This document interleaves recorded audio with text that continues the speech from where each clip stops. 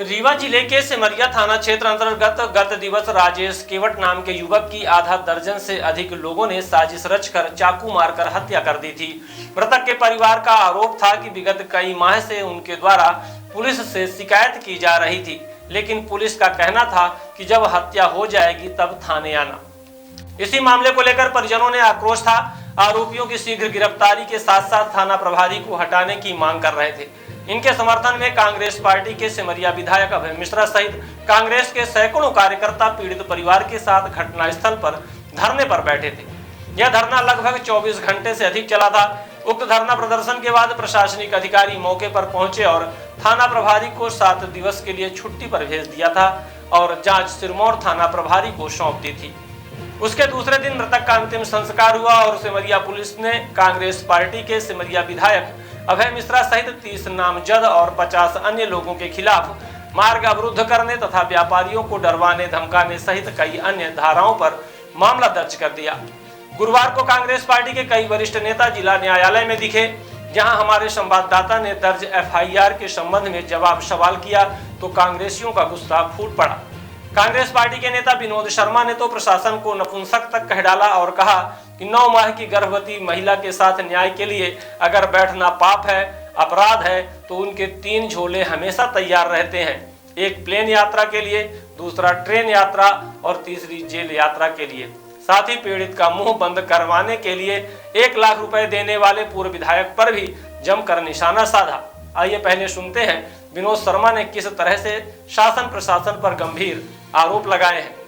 ये आपके खिलाफ सिमरिया में एफआईआर दर्ज हुई है, गिरफ्तारी वारंट। आप ही बता रहे हैं, मुझे ऐसी कोई जानकारी तो नहीं है। किस मैटर में? वही जो हत्या पे वहाँ पे धरना में आप लोग बैठे थे विधायक जी के साथ। आपने उधर मतलब लाउड स्पीकर लेकर बैठे थे, धरने में उकसाया है लोगों को। अच्छा, हमने चाकू मरवाया है ये कह रहा है पुलिस?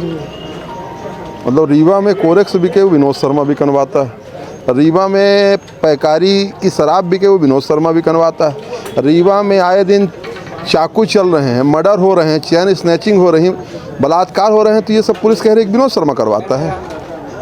आप यही इसका मतलब यही हुआ। अब आप सोचो, ऐसे तो अंग्रेज नहीं थे। किसी वंचित परिवार के साथ खड़ा होना, वही अजय केवट वाला मैटर बता रहे हैं क्या, है ना? तो अजय केवट वाले मैटर में अजय केवट की हत्या हुई, उसकी पत्नी 9 महीने की जो गर्भवती है, बहन जैसी वह है, जिसने इन भाजपा के जो दलाल टाइप के नेता हैं मुंह में जाके पैसा 1 लाख रुपए मारा, वही वाली घटना है जिसने पुलिस के मुंह में 1 लाख रुपए मार के आई।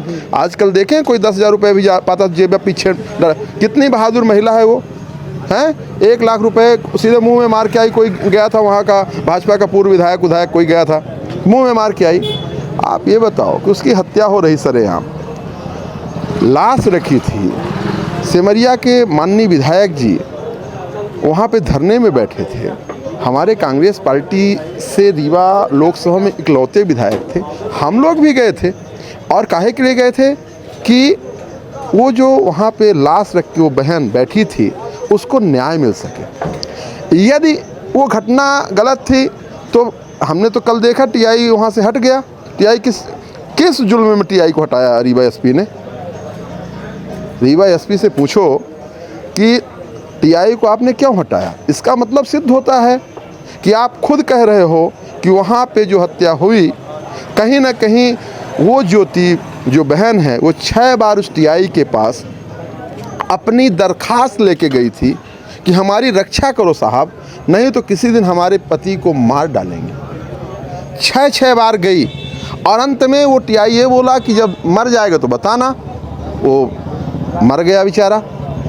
तो ऐसे ही उसमें एक तरफ एसपी उस टीआई को हटा रहे हैं। इसका मतलब एसपी ये जान रहे हैं कि कहीं ना कहीं मिली भगत है टीआई की, पूर्व विधायक की, भाजपा के दलालों की, एसपी के संज्ञान में है।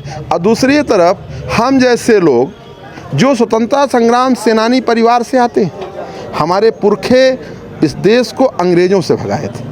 आपसे वादा करते हैं कि यदि पुरखों ने अंग्रेज़ों को भगाया था तो ये जो काले अंग्रेज हैं, जो जनता की सेवा के लिए यदि हम लोग जैसे जाते हैं, उनके दुख दर्द में खड़े होते हैं और ये ज़बरदस्ती FIR, मुझे नहीं पता FIR नहीं, मैं आपके चैनल के माध्यम से कहता हूँ कि उनके जाके बता दो कि यदि जनता के दुख दर्द में खड़े होने के लिए FIR है तो फांसी के तख्ते लगवा लें, उसमें झुलवा दें।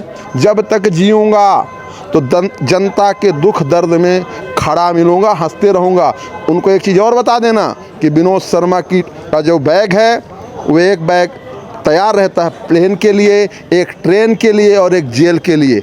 हम भगत सिंह को जानते हैं, हम चंद्रशेखर आज़ाद को जानते हैं, हम झांसी की रानी को जानते हैं, हम महात्मा गांधी को जानते हैं, हम सुभाष चंद्र बोस को जानते हैं।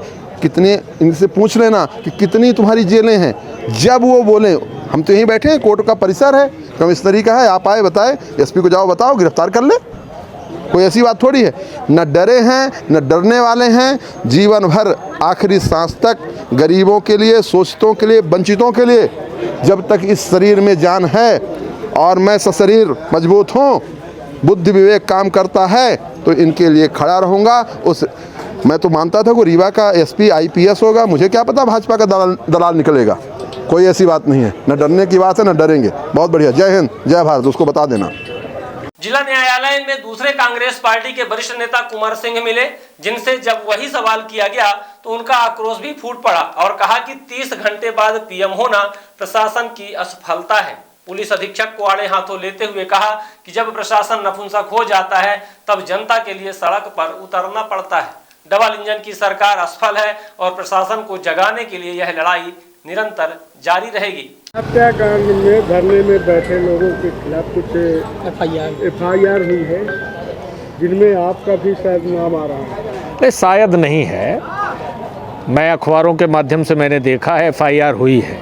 ये भारतीय जनता पार्टी के लोग, जब कांग्रेस के लोग रोड पर निकलते हैं तो पुलिस का सहारा लेते हैं। बड़े आश्चर्य की बात है कि हमारे भाई गरीब को सरे राह भरे बाजार में चाकू घोंपकर हत्या हो जाती है।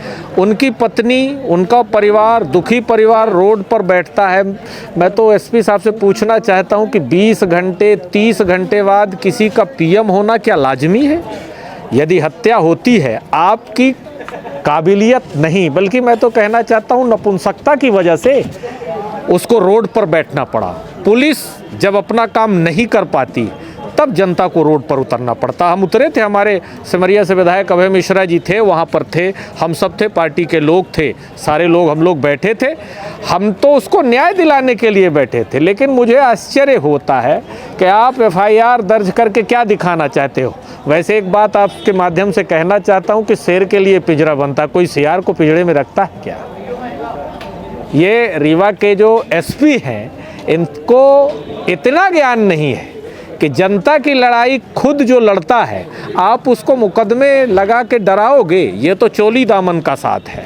और मेरे भाई ने अभी कहा कि एक पैर रेल में एक पैर जेल में, ये तो जनता के हित का मामला है। और यदि ऐसे हित के मामलों में आप FIR करोगे तो आप रोज FIR के लिए तैयार रहो, हम रोज ऐसा काम करते रहेंगे। लगभग कितने लोगों के ऊपर है? 20 नामजद हैं, 50 अन्य। अब जितने भारतीय जनता पार्टी के खिलाफ बोलेंगे उन पर FIR करोगे। ये तो भाजपा के नेता है जो है और भारतीय जनता पार्टी की सरकार है, ये तो बोलने वालों के खिलाफ मुकदमा कायम करती है। जो भाजपा के खिलाफ बोलेगा वो देशद्रोही है, जो भाजपा के खिलाफ बोलेगा उसके ऊपर FIR कर दो, जो भाजपा के खिलाफ बोलेगा उस पर बुलडोजर चढ़ा दो, जो भाजपा के खिलाफ जाएगा उसको जेल में बंद करा दो। ये तो भारतीय जनता पार्टी की डबल इंजन की सरकार की असफलता है। और भारतीय यहाँ जो अधिकारी हैं वो भारतीय जनता पार्टी के दलाल के रूप में काम कर रहे हैं। यदि वहाँ पुलिस गड़बड़ नहीं थी तो TI को क्यों हटा दिया? यदि गड़बड़ नहीं थी तो आपने डिसीजन क्यों लिया? और फिर आप 30 घंटे 35 घंटे बाद जब पोस्टमार्टम करा रहे हो तो क्या है ये? न्याय में देरी हो रही थी इसलिए लोग बैठे थे। बहरहाल जो है FIR किए हैं, हम भी सामना करेंगे। धरना प्रदर्शन में शामिल तीसरे कांग्रेसी राजू पांडे उर्फ ऊर्जावान से मुलाकात हुई तो उन्होंने भी पुलिस प्रशासन पर निशाना साधा और कहा कि पुलिस को जगाने के लिए दुखी परिवार के साथ सड़क पर उतरना पड़ता है, जिसमें व्यापारियों का भी खासा सहयोग था। अगर पुलिस प्रशासन पीड़ित को न्याय दिलाने पर एफआईआर दर्ज करती है तो आने वाले समय में कांग्रेस पार्टी एक मीटिंग कर पुलिस अधीक्षक कार्यालय में धरना देगी।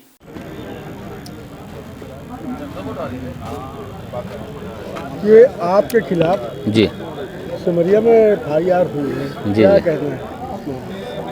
दरअसल क्या है कि एक केवट परिवार का जघन हत्या चौराहे में हुई थी।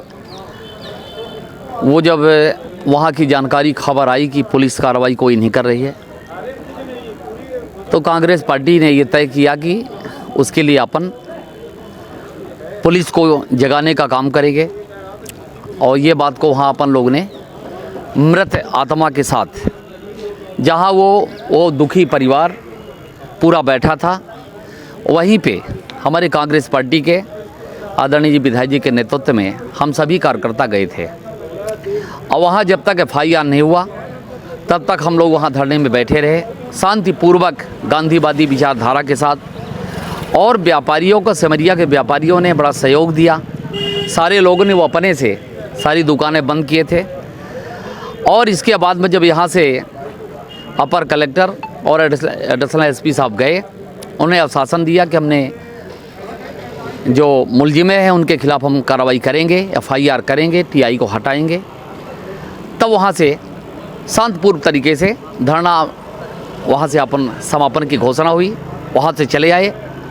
अब जो ये एफआईआर हुआ है इसके खिलाफ हम कांग्रेस पार्टी के सारे लोग एक आवश्यक मीटिंग करेंगे और आवश्यकता पड़ेगी तो आने वाले समय में एसपी ऑफिस में हम लोग धरने पे ही बैठेंगे कि चूँकि अगर न्याय हम लोग मांगते हैं, कोई अपराध तो हम लोगों ने किया नहीं था। गरीब के पीड़ित परिवार के बीच में हम लोग गए थे उनकी आवाज़ बनने, लेकिन इस तरीके से कार्यकर्ताओं के ऊपर मुकदमा जो लादे गए हैं ये निश्चित न्याय उचित नहीं है, ये अच्छा मैसेज नहीं है। ये शासन सत्ता के दबाव में आके इस तरीके का निर्णय हुआ है। अब हम लोग एक आवश्यक मीटिंग करेंगे और आने वाले समय में अगर ये मुकदमा वापस नहीं होता है तो हम सारे लोग एसपी ऑफिस में धरने में बैठेंगे।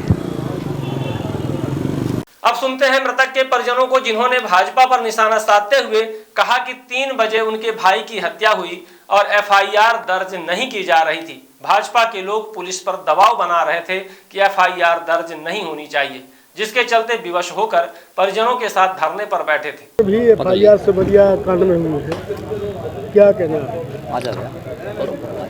एफआईआर तो हम लोग शांतिपूर्ण ढंग से धरना प्रदर्शन कर रहे थे।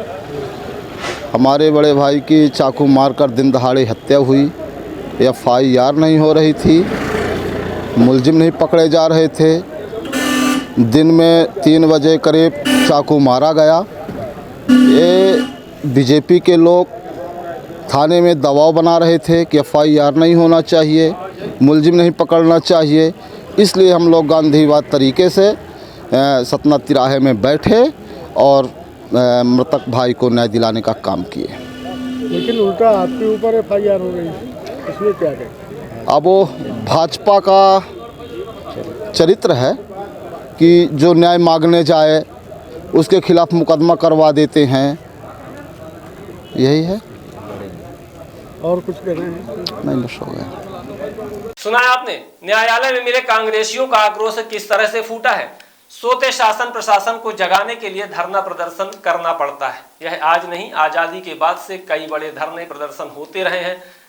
एफआईआर दर्ज होना कोई बड़ी बात नहीं है। अब देखना यह है कि 30 नामजद 50 अन्य के खिलाफ दर्ज एफआईआर के बाद कांग्रेसियों का अगला कदम क्या होता है। Bihan hospital and research centre आपके अच्छे स्वास्थ्य हेतु समर्पित सर्व सुविधा युक्त हॉस्पिटल। बिहान हॉस्पिटल में स्त्री रोग, कैंसर, मेडिसिन एवं कैंसर सर्जरी, यूरोलॉजी, न्यूरोलॉजी, हृदय रोग, ऑर्थोपेडिक, जनरल मेडिसिन, बाल चिकित्सा, जनरल एवं लेप्रोस्कोपी, प्लास्टिक सर्जरी संबंधित सभी बीमारियों के उपचार की सुविधा उपलब्ध है। बिहान हॉस्पिटल में emergency ambulance, pathology, pharmacy, dialysis, 2D echo, छाती की जांच, सोनोग्राफी, पीएफटी फेफड़ों की जांच, फिजियोथेरेपी की सुविधा उपलब्ध है। विहान हॉस्पिटल में मेडिक्लेम इंश्योरेंस, कैशलेस सुविधा, आयुष्मान भारत कार्ड धारी को सुविधा उपलब्ध है। विहान हॉस्पिटल में 24 घंटे एम्बुलेंस की सेवा उपलब्ध है। हमारा पता है